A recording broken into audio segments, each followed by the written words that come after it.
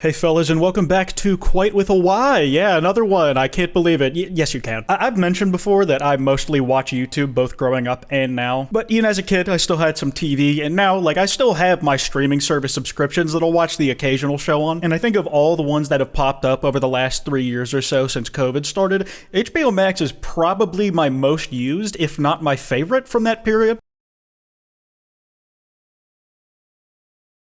It just had the most stuff that in recent memory and over COVID that I actually remember watching. It was mostly DC comic stuff, I'm not gonna lie. You'll see how that affects the angle I come from this issue at as we continue. If I had anything you could call close to fondness for one of these billion-dollar streaming services, it was probably this one, which makes its very, very rapid descent kind of sting a little more. Not that much, I still fell off of it pretty hard, but when HBO Max got converted to just the name Max, goddamn. I know this is just an opinion that all design comes down to being subjective and whatnot, but this is probably one of the worst rebrands I've ever seen. Forget fucking up the logo and making it boring and losing all its taste. It still has a little bit of the old charm. The part that just blows my mind is that they killed the most recognizable part of the service's name. When I first heard HBO Max got released, I was like, what? Doesn't HBO already exist? And that's because it did. There have been multiple HBO streaming services under different names, but HBO has been the through line that connects them all. And now it's just gone. Now, to be fair, I wouldn't be surprised if the HBO name feels like it has a lot of baggage for the guys at Warner. They have taken major losses trying to get the new streaming service off the ground, and they were caught a lot of heat for getting rid of animated shows, and just in general stuff that not a whole lot of people were watching, but they still had to pay residuals on to the actors and the folks who worked on those,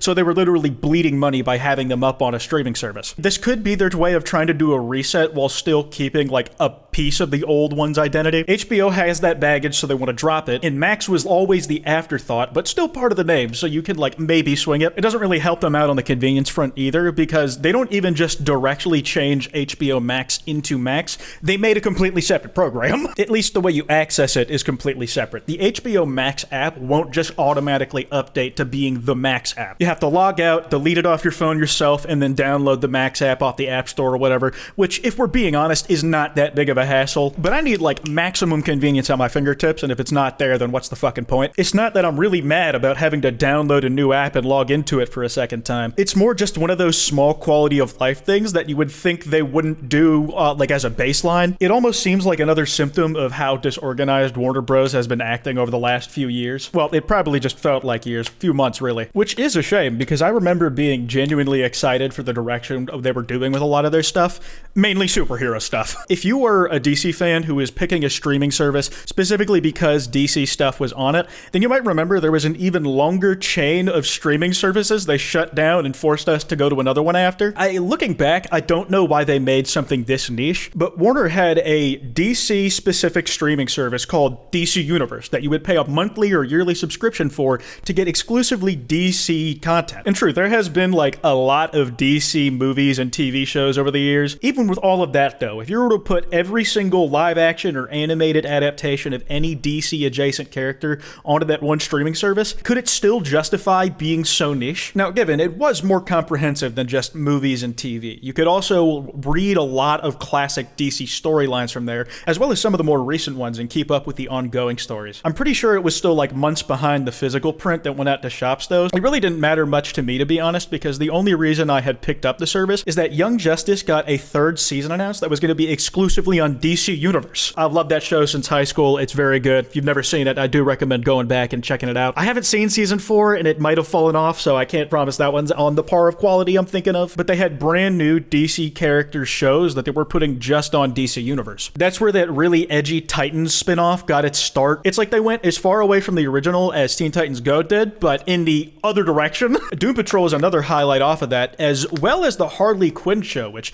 DC Universe got shut down because what seemed like was going to happen from the start did happen. It caved. It was just a pretty big and what I imagine was costly service for such a narrow target audience. As a result, every single movie and TV show got taken off of DC Universe and moved to HBO Max. And it was really funny because despite losing content, they kept the comic part of the service and renamed it to DC Universe Infinite. Hey, this service just lost a fuck ton of shit. Here's a name that makes you think there's more. Still, I didn't really mind because it made sense to do something like that if we're being honest. I'm sure that characters from DC's comics would have been a huge draw for people towards HBO Max. People love those characters. If they were on the more general audience streaming service to begin with, that might have been enough to convince them to get that thing as in its entirety, but DC-only content is probably a much harder sell to a larger audience. And hey, if I switch to HBO Max, I can look at stuff outside of what was in this very narrow range. And around when HBO Max was on my radar enough that I actually looked into getting it again, I wasn't going to get it until the seasons of the shows I actually watched were starting to air again, so I didn't really think about it until the pandemic rolled around and there was just not much else to do but look at it. It seemed like all the interesting and kind of out of left field headlines were coming from Warner Bros. Decision making. They were, I believe, the first to say that their entire slate for 2020 was going to be premiering in theaters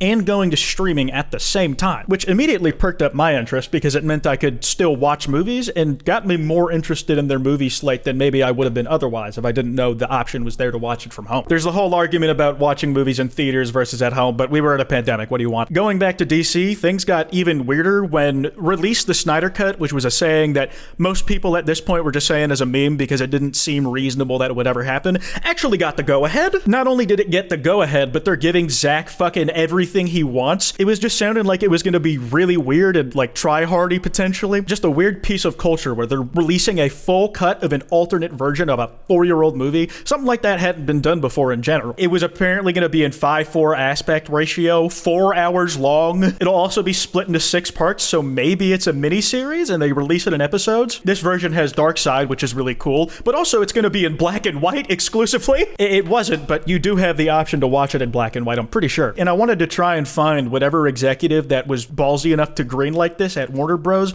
Saw in this thing. I went into that movie prepared to laugh at it and get very drunk because we were doing a drinking game, and I did do that last one, but I left that like shit-faced and pleasantly surprised. It was just a major improvement on Justice League, the original, and not just in a, wow, this seems like a cohesive story kind of way, even just in a conceptual ideas kind of way. There was just really stupid shit in the Snyder Cut. When Flash goes back in time and stops the universe from exploding just casually, I think I may have shed a tear. That scene was so sick on its own, and I didn't even remember the rest of the movie. The response to that scene is one of the only 3 possible reasons The Flash with Ezra Miller is still getting released. It almost erased Wonder Woman 84 from my mind. Overall, it just seemed like with DC, they were going in a really interesting direction where they weren't so bent on everything being connected between the movies. The DCEU was still going on in some form, but they had the Joker that just came out and made $1 billion fucking dollars, the highest grossing rated R movie ever. The Batman was on the horizon and looked like another disconnected solo story. And they put out a completely alternate reality version of a movie they had already released. It was just a lot of ballsy seeming decisions, and it kind of got me excited for what are they going to do next. It was kind of me hoping that they'd figured out a potentially competing formula to Marvel's, where instead of trying to just literally copy what they have accomplished, it seemed like they were less hellbent on chasing Marvel's shadow and are willing to try separate things, even if those things end up crashing and burning. That's the thing. It feels like we've been doing this in the last few videos, where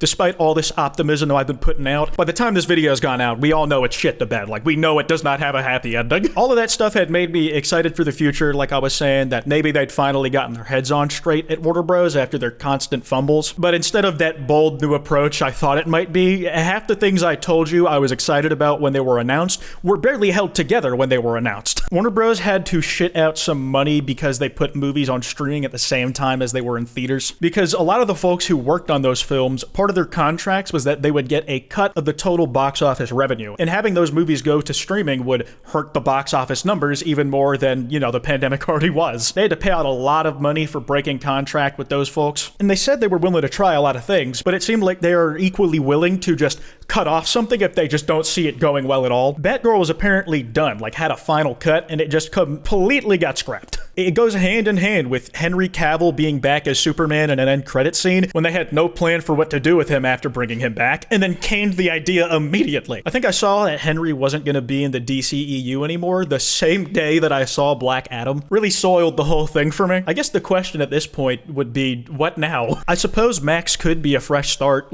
maybe this period of rough transition transition was something that needed to happen at Warner, and Max is their kind of fresh start where they're trying to rebuild it, but smarter from the bottom up. We have already confirmed they have a plan and singular vision behind the new DC stuff in James Gunn. Guardians of the Galaxy 3 was great. His Suicide Squad was great. He has never made a bad comic book movie. I think he would honestly do a really good job with Superman, so I'm excited what he's doing on that. And if I'm going to nitpick inconvenience in this video, I'm going to praise very small conveniences as well. When looking at the HBO Max app on my smart TV, I was pleasantly surprised to see that that app auto-updated to Max. I didn't have to do anything for that, so there is some things going right over at Warner.